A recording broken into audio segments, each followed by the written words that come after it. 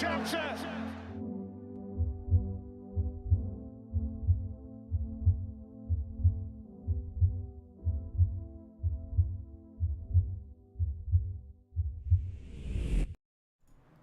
Hello everybody and welcome back to Typical City. We're taking on Fulham tomorrow afternoon at the Etihad Stadium. 3 o'clock kickoff, which I'm really looking forward to. I really think this is going to be a good game. A game that might go under the radar as one to put at the very beginning of match of the day, for example. But I think there could be some interesting moments in this game because there's a lot of side stories going on, in particular with Fulham, with what's going on with them right now, with the likes of Paulinho on his way to Bayern Munich. I think that's huge. I think that's a massive gaping hole that has now not been filled, and City can exploit that with Kovacic and Foden, Alvarez, whoever you want to put in that advanced number 10 role.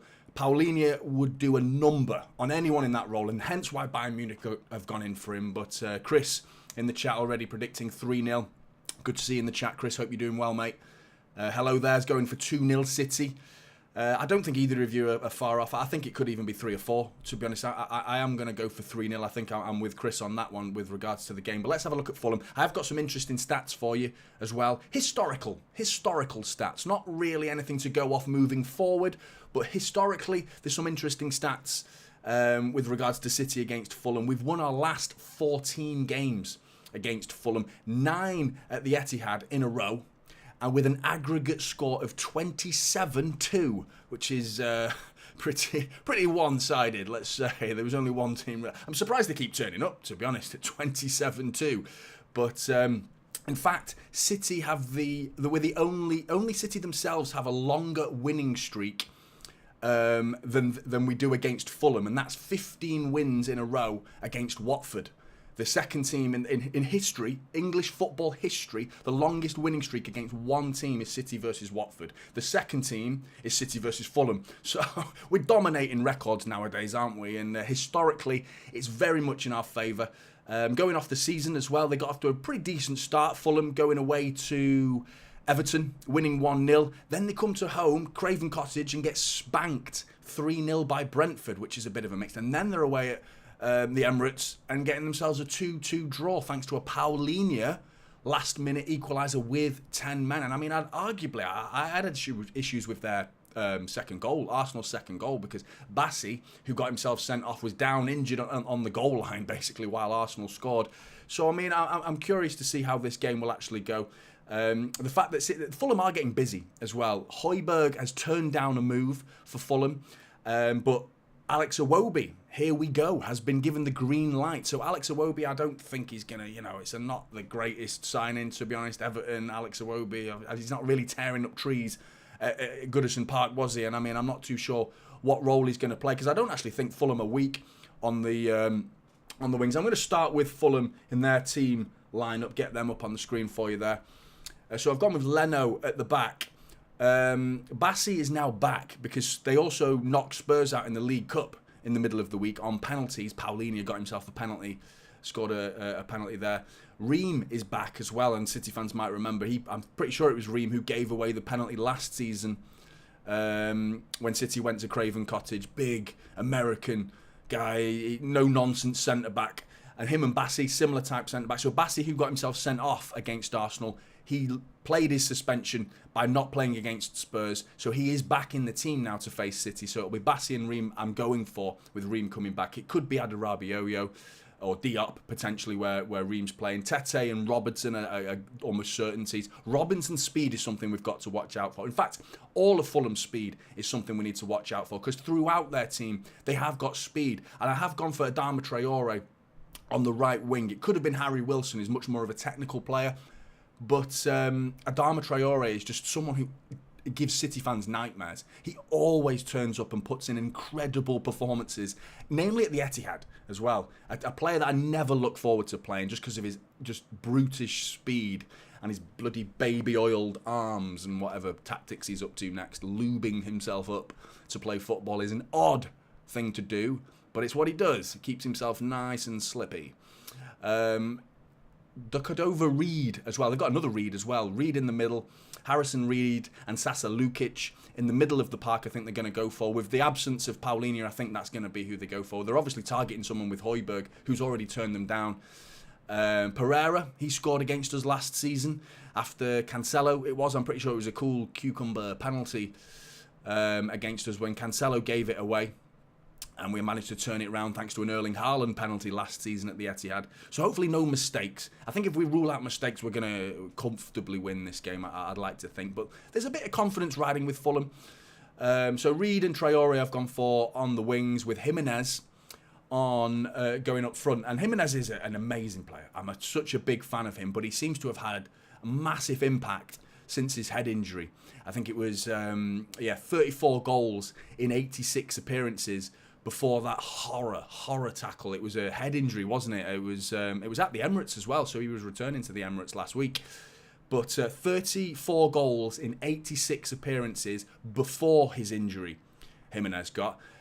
Since his injury and returning back to playing football again, 6 goals in 51 appearances, which is crazy. Crazy to think about, like the impact that a concussion like that can have, and what an impact it can have. I remember Pedro Mendes and Ben Thatcher, City fans of 10, 15 years ago. Ben Thatcher just elbowing Mendes. Apparently he needed psychological help to get back onto the pitch. So a head injury of such trauma can be huge, and it's evidently huge with the stats there. Goals per appearance there. He's a completely different player. Hopefully he doesn't find his feet and goal-scoring boots against us. He tried an overhead kick against Arsenal as well that went just past the post as well. So there's potential confidence growing in this game. But let's have a look at City now. With regards to City, not much news in terms of injuries. No new injuries to worry about. In fact, we've potentially got John Stones back, which is good. Really good bit of news to have him back. I'm not sure he's going to be thrown straight into the team, though. I've gone with Edison at the back, and pretty much the same back four, or back five if you want to include Rodri, that we played against Sheffield United. Now, I feel like there's going to be goals in this game, because I know we're a bit concerned about creativity right now, but we created 30 chances against Sheffield United. A lot of those were shots from outside the box, I'll grant you that. But still, 30 shots, that means we were peppering them, we were getting involved in the final third and getting the ball into dangerous areas to at least have 30 shots. So, I like to think we'll be, even if we get half of that, we could win the game easily 3 or 4-0 potentially. So I'm not sure Fulham will concede quite as many chances as that, but you never know. You never know with this City side. But I've gone with Walker. He has to play now, because I think there's the speed with Robinson's, who's lightning quick, Reed pretty quick. If Traore swaps wings, frightening speed. He's probably the only player that I think Walker would worry about in terms of one-on-one going for a 100-metre sprint is Traore. So Walker on the right back, Diaz, Ake in the middle. I'd love to see Stones come back. I'm not sure he will. Akanji's back as well. That was precautionary why he was missing against Sheffield United. But I wasn't convinced by his start of the season. Massive fan of Akanji. I thought Akanji was brilliant last season. Such a good player last season. He's just gone a little bit ropey at the start of this season. A couple of mistakes crept into his game. But ultimately, I think Ake is just so reliable. I just think we have to play him. And his performance, and Diaz in particular, Diaz defensively had very little to do, but so much of the ball, Diaz, and playing out from the back actually went through him, which is, I would never consider him to be our main ball-playing centre-back, but he played really well. And he got that block as well against Sheffield United, a vital block from a Hamer shot. Ake the same, totally reliable. Gvardiol, I'd like to see something from Gvardiol. We've seen glimpses of quality from him, little moments, but it's hard to really stamp your authority as your Manchester City career and show what you're all about from left back. It's not the greatest position to really prove yourself. You need a long spell in the team where you can go 10 games later, you can go, right, he's not made a mistake for 10 games. He's consistently 7, 8 out of 10 every game without fail. And Gvardiol so far is doing that. He's doing that right now. I would like to see something, a little bit of razzle-dazzle, like, something like an assist or something like that. I'm being greedy, but I'd like to see Gvardiol get forward a little bit more and get involved with the build-up play just a little bit more. In front of them, Rodri picks himself, doesn't he, really? I can't see Nunes getting a start with him. Reportedly, I'm not sure whether he is or he isn't training. I don't think Juan Lilo quite understood what was going on with regards to whether Nunes is, or his understanding of the question, maybe a bit of a language barrier there potentially. But I can't see Nunes starting the game. I can't, even if he was fully fit and he had trained, I still don't think Nunes would start, because I think Rodri is our main go-to guy in defensive midfield. He's arguably our most important defensive midfielder, player, not defensive midfielder, arguably our most important player, full stop, completely. Kovacic and Foden I've gone for, so there's no Alvarez. I do feel a bit harsh. He's actually, I think Alvarez has created the second most chances in the league so far, which is pretty impressive considering that's not really why we acquired Alvarez. You know, we went in for Alvarez for goals and a bit of an Aguero, like a fox in the box type guy, you know. But playing behind Haaland, he's looked pretty good. I don't think he had his best game against Sheffield United, which is why I've gone for Foden. And Foden's impact coming off the bench, whether he had the shits or not, you know, he still came on, did a number, you know, got himself an assist, a bit of a lucky assist, but he was involved. He was putting himself about. He was hectic in a good way, you know. He was a live wire, as he always is. And that performance against Newcastle, where he just dictated the game, you know, he dictated it. He was the boss of that game, running around, finding channels for Erling Haaland. And it was only Haaland's finishing that didn't let Foden walk away with 2 or 3 assists to his name, you know. Potentially, if he goes and does that again, then Haaland could be looking at... Haaland hasn't scored in 3 games in the Etihad, by the way, which is, I don't know. Haaland's, like, he always answers the questions, doesn't he? Even, you know, like, he misses a penalty against Sheffield United, but then he goes up the other end and scores. When you start asking questions like, oh, Haaland hasn't done this, he hasn't done that, he'll answer those questions pretty sharpish. You know, he'll sniff it out, no problem. On the wings, I've gone for Grealish and Bernardo Silva again. Out of the two, I think Grealish was better out of the two in the previous game. I'm more of a fan of Bernardo Silva from a consistency point of view. You know what you get with Bernardo Silva. I'm not convinced he's going to play Doku. For anyone who's wondering why Doku's not getting his debut in my predicted starting 11, it's because Pep's not there yet. I think when Pep gets first-hand look at Doku in training, sees what he's all about, he needs to see him in the flesh, you know, in training, knocking a ball about, doing his thing, skills, no doubt, an abundance of skills. I can't wait. I really hope he does get his debut, even if it's off the bench. I just don't think Juan Lilo is going to be given the authority to put Doku straight in to the starting 11 without Pep Guardiola having seen him in training for himself. He's got to go off Juan Lilo, and what Juan Lilo, the report he'll give him back, like this week, Doku has done X, Y, Z. Whatever he's done, he's played really well. I think he should start. I don't think Pep will go, okay, throw him in then. I don't think Pep will. I think Pep will want to have a good look at him himself. But no reason to say that Doku might not start the next game once Pep, after the international break, of course, once Pep's had a good look at him. Hopefully he comes on off the bench, you know, and hopefully in not a situation where we're 1-0 down or something and we're depending on Doku to do something. Hopefully we're 2 or 3-0 up. We come on as a luxury player and just can tear fullbacks apart when they're bombing forward and he can expose them. Hopefully that would be good. Haaland up top. Who else? Can we put a like on this stream, says Ego? Yeah, please, mate. Yeah, thank you very much. Yeah, if you don't mind. That'll be very kind. Thank you very much. Yeah, thanks, mate. Appreciate it. You guys are always championing like my stuff. I'm rubbish at it. I am useless at it. I don't like to ask for likes. I don't like to do it. It's not my cup of tea. I don't know. I need to get into it, and I might have to start getting used to it. But you guys are doing it for me half the time. So honestly, guys, I can't thank you enough. Honestly, it's really kind of you to help promote me. I need to do a better job of that myself, really. But Mohammed said, what is the point of Lilo in the press conference? Yeah, it was.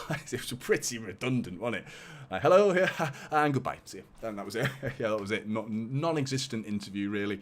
Would have been better to cancel it. Yeah, possibly. I like him, though. I like the guy, man. I really like. He's constantly smiling, and Pep spoke so highly of him. I don't know if you've heard me already go into the details I was talking about when Pep Guardiola, before the season actually started, talking about players coming in, how happy he was that Gvardiol was signing, and potential, and Kovacic, of course, as well, and others. He never broke a smile, but when Juan Lilo's name was mentioned, Pep with a big beaming smile, like, yes, buzzing.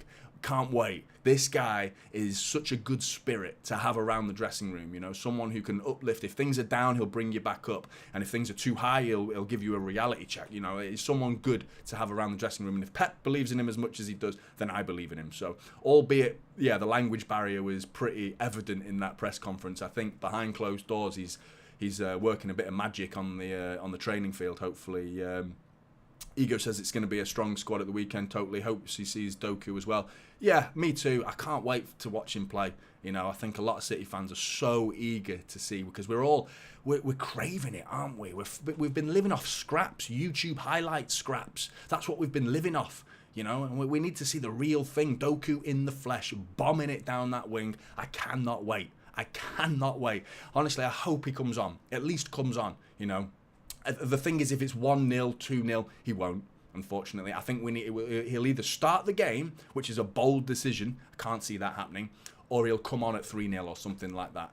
Or if we're losing the game, you know. But if we're, you know, because lately it's been 1-0. We've been 1-0 up against Newcastle, 1-0 up against Sheffield United until it went tits up with that Kyle Walker mistake, who redeemed himself really well.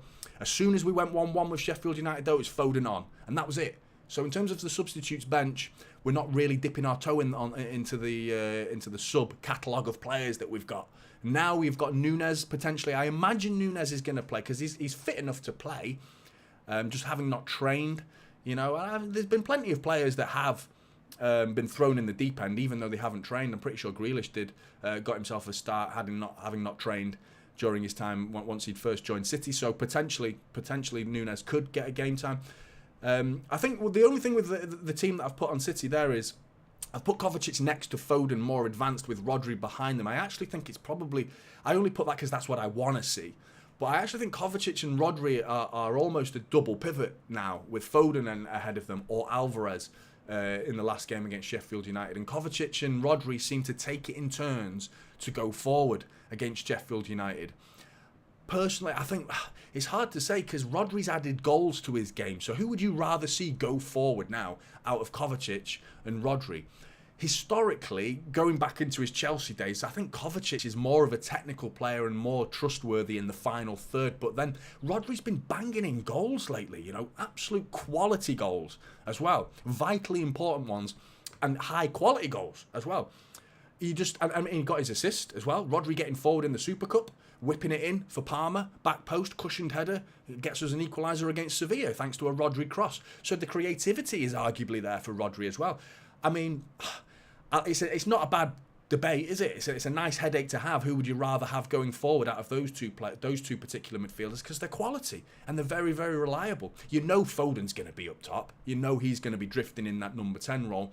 But having that availability to push Rodri and Kovacic covers, or push Kovacic and Rodri covers, I really like these three in midfield. I really like them. I hope we can find a place for Alvarez at some point without taking one of those three out, because I prefer this. But at the minute, Alvarez is definitely in favour with Pep Guardiola. So I think potentially, because this is my predicted starting 11, Alvarez may well start, because the chances that he's created speaks for itself, and obviously he got himself a goal earlier in the season as well. Hiflo saying you don't think Nunes will play. I got you wrong, didn't I? I said you were a man the other day, so I do apologise for that. That's my bad. Got that one wrong.